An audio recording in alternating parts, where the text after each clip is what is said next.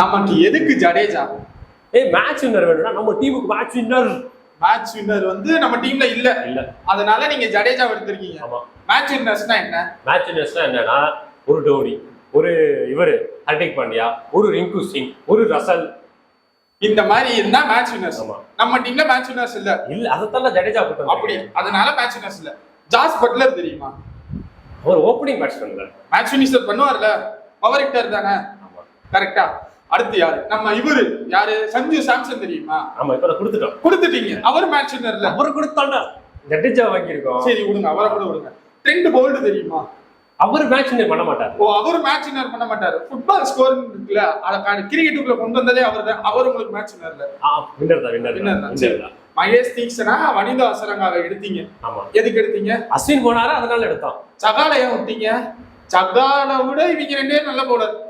இல்ல ஆமா இல்ல.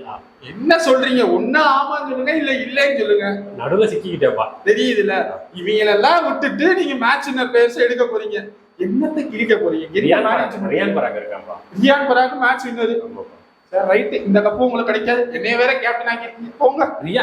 ரியான் பராக் தான் கேப்டன். இப்ப நான் இல்லையா?